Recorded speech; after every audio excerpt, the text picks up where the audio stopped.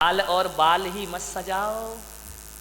आजकल बड़ा फैशन चला है गाल और बाल सजाने का। अच्छा नहीं, एक आया था यहीं बैठा हुआ एक लड़का, आजकल ऐसी फैशन ऐसी फैशन ऐसी फैशन ऐसा फैशन चला है, वो बाल है ना इधर से गायब इधर से गायब है, 4 अंगुल इधर से गए 4 अंगुल इधर से गए, बीच में रखा हुआ है। मैंने कहा क्या हो गया इस आदमी को, पागलपन तो देखो। मैंने कहा यार ये है क्या। वो मैं बिहार कर रहा था, बिहार करते बम्बई से आ रहा था, हाईवे पे मैंने देखा कि 2 आजू बाजू सर्विस लाइन होती है ना, साइड में चलने के लिए, इधर सर्विस लाइन इधर सर्विस, 4 अंगुल की ये सर्विस लाइन 4 अंगुल की ये सर्विस लाइन, बीच में फ्लाईओवर।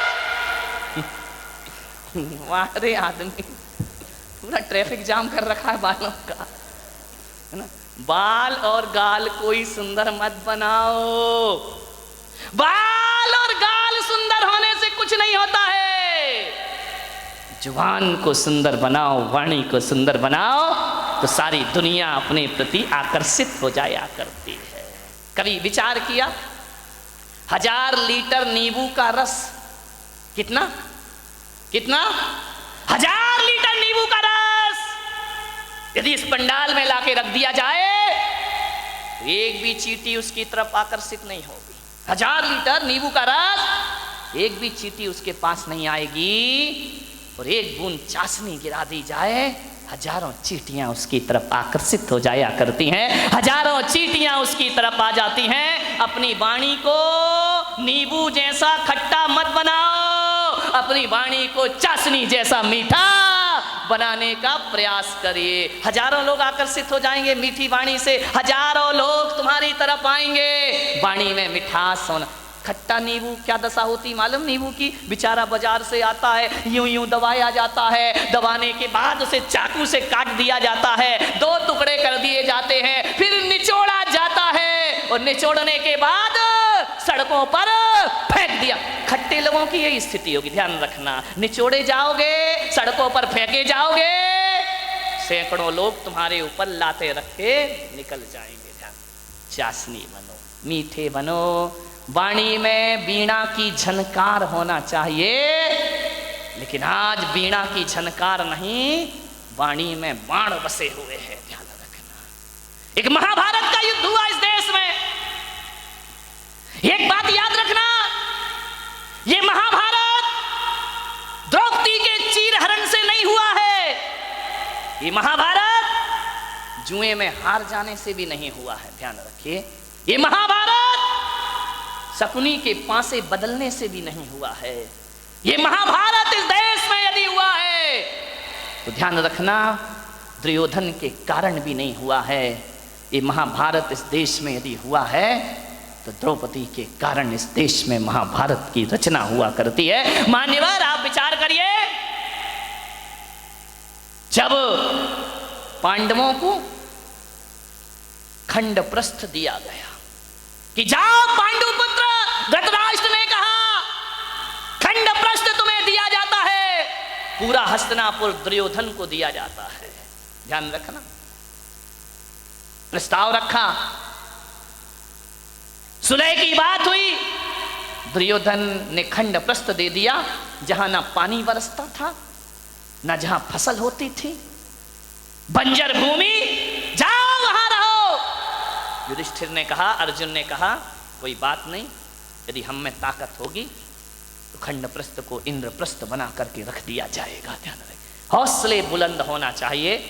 खंडप्रस्थ दे दिया, जहां पर खंडरी खंडर है, बंजर भूमि है, 5 पांडवों ने पुरुषार्थ किया, मेहनत की, खंडप्रस्थ को इंद्रप्रस्थ में तब्दील कर दिया और इतना सुंदर बनाया। आज कितने भी बड़े आर्किटेक्ट हों वो व्यवस्था नहीं ला सकते हैं। कैसे लोग थे, कैसी बुद्धि थी उनकी, बिना पढ़े लिखे भी इतना सब कुछ कर लिया करते थे।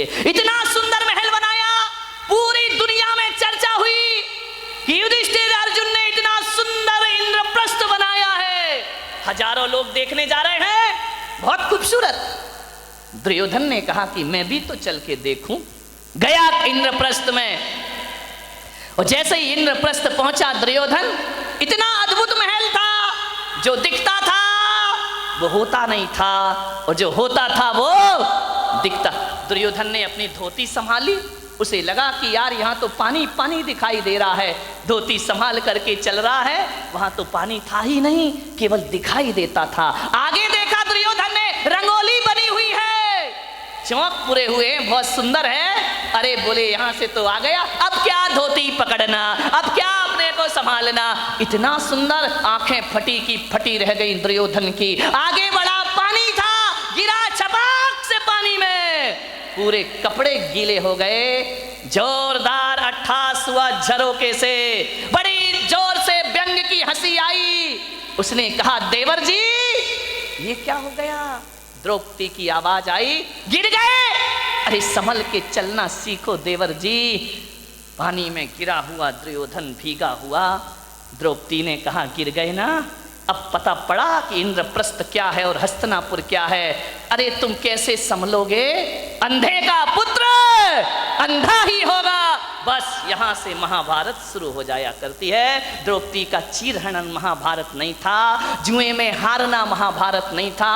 द्रौपदी का एक तीखा वचन कि अंधे का पुत्र अंधा ही होगा, बस इतनी सी वचन महाभारत की रचना करते हैं। ध्यान रखिए, उसी दिन दुर्योधन ने कसम खा ली कि आज जो अपमान तूने मेरा किया है, आज जो भरी सभा में तूने मेरा उपहास किया है, ठहर जा, एक दिन भरी सभा में तुझे नग्न नहीं किया तो मेरा नाम भी दुर्योधन नहीं होना चाहिए। इतनी सी बात ध्यान रखना। शब्द को संभाल के बोलिए, शब्द संभाल के बोलिए, शब्द के हाथ ना पाओ। ध्यान रखिए, एक वाणी जीवन को तबाह कर देती है।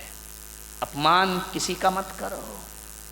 ध्यान रखना, बड़ा आदमी तो छोड़ो, छोटा सा तिनका का भी अपमान मत करना, वरना कितने भी बड़े योद्धा बन जाओ, एक तिनका आंख में चला जाए तो सारा युद्ध धरा रह जाया करता है। ध्यान रखिए, वाणी अच्छी बोलिए, किसी को अपमानित मत करिए। एक तीखे वचन ने, एक कटु वचन ने महाभारत की रचना कर दी। ध्यान रखिए, मीठा बोलो, अच्छा बोलो, विपत्तियों को आमंत्रण मत दो, मुसीबत को आमंत्रण मत दो। एक तीखा वचन हजार विपत्तियों को लेकर अपने साथ आया करता है। ध्यान रखिए, बोलो तो बोलो सदा मीठे वचन। ध्यान रखिए, जो काम शक्ति से नहीं होते वो काम मिठास से हो जाया करते हैं। खुदा को भी पसंद नहीं शक्ति जुबान में, खुदा को भी पसंद नहीं शक्ति जुबान में, इसीलिए नहीं दी हड्डी जुबान में। ध्यान रखिए, पूरे शरीर में हड्डियां हैं, जुबान में हड्डी नहीं है, क्योंकि शक्ति पसंद नहीं करता वो ईश्वर। जुबान तो मुलायम होती है ना। ध्यान रखिए, जुबान जितनी मुलायम है, वचन उससे ज्यादा मुलायम होना चाहिए। एक बात याद रखना, जुबान में हड्डी तो बिल्कुल नहीं होती, एक भी हड्डी नहीं है जुबान में। लेकिन एक बात याद रखना बारामती वालों, उसमें हड्डी तो एक भी नहीं होती है, लेकिन ताकत इतनी है कि सारी हड्डियां तोड़वा के रख देगी। ध्यान रखना, एक भी हड्डी नहीं बचेगी। यदि वो अपनी पे आ गई तो सारी हड्डियां तोड़वा देगी तुम्हारी।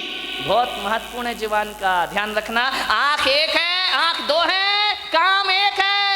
ये आंख भी देखती है, ये आंख भी देखती है। कान दो हैं, दायां कान भी सुनता है, बायां कान भी सुनता है। नासा द्वार दो हैं, दाई नासिका, रामदेव बाबा अनुलोम विलोम दो होती है। ध्यान रखिए, विचार कर। बड़ी दिक्कत हो गई है इस देश में। किस्मत है मेरी कि इतनी महिलाएं और इतने पुरुष मेरे प्रवचन में आ रहे हैं, वरना टाइम किसके पास है। महिलाओं के पास तो और भी नहीं है। एक महिला से मैंने पूछा प्रवचन में नहीं आती, बोले नहीं आती महाराज। मैंने कहा क्यों नहीं आती है, बोले करूं क्या महाराज, रात को 12 बजे तक तो एकता कपूर जगाती है। रात को 12 बजे तक तो एकता कपूर नहीं सोने देती है, और सवेरे 4 बजे रामदेव बाबा जगा देते हैं। हम करें कहां से आए तुम्हारे प्रवचन में, इतने बिजी हैं हम लोग। ध्यान रखिए, समझिए, मान्यवर। दो नासा द्वार है, काम एक ही है। दो हाथ है, काम एक ही है। दो पैर हैं, काम एक ही है, दोनों पैर चला करते हैं। लेकिन जुबान अकेली है, इकलौती है, इकलौती औलाद है अपनी लीलावती। साली लीला यही कराती है, यही रास लीला करा दे, यही राम लीला करा दे। लीलावती का सावधान, इस लीलावती से 2 अंगुल की जुबान 5 फीट के शरीर का सत्यानाश करा सकती है, ध्यान रखिए।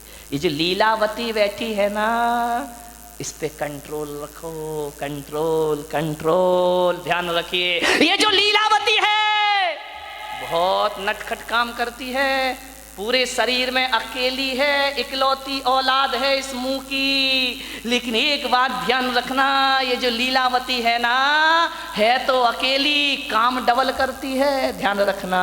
एक चखना और एक बकना, ध्यान रखिए। जो 2 हैं वो एक काम करते, जो अकेली है वो ये चखती भी है और मीठा खाना याद रहा पर मीठा बोलना भूल गए, ध्यान रखिए। एक तोता तीखा तीखा खाता है, मिर्च खाता है तोता, मीठा मीठा बोलता है, और हम मीठा मीठा खाते में बोल दो